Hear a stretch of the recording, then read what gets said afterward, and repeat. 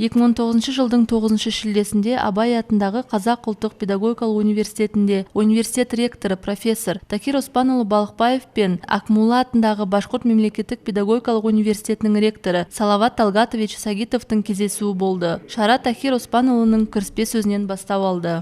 Добро пожаловать в наш университет. Первый вуз Казахстана, Казахстанский национальный педагогический университет имени Абая, который мы построили в 1928 году.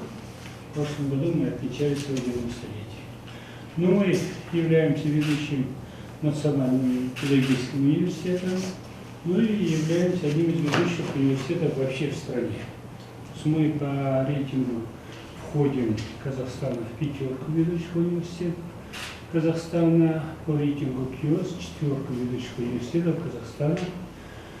Ну, мы готовим не только педагогов, я думаю, что, может быть, какую-то информацию вы уже изучали, знаете.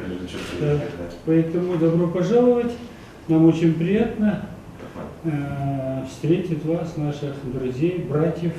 Сондай-ақ айтулы кездесуге ғылыми жұмыс және халықаралық ынтымақтастық жөніндегі проректор Ақтолқын Құлсариева, халықаралық ынтымақтастық басқармасы бастығының орынбасары Ақылжан Алмасов, академиялық ұтқырлық секторының жетекшісі Гүлнар Жангирова, Мифтахиддин Ақмола атындағы Башқұрт мемлекеттік педагогикалық университетінің бірінші проректоры Алмаз Мустаев және Башқұртстан Республикасы үкіметі аппаратының әлеуметтік саясат бөлімі мәдениет мұрағат ісі және конгрессті сүйемелдеу департаментінің бастығы Энжи Вернигора қатысты. Екі жақты басқосуда зерттеу және мұғалімдерді оқыту саласындағы ынтымақтастық, бірлескен ғылыми жобаларды құру, педагогикалық мамандықтар бойынша 2 дипломды бағдарлама және академиялық ұтқырлық бағдарламасы бойынша студенттер мен оқытушылар алмасу мәселелері талқыланып, көптеген ой-пікірлер ортаға салынды.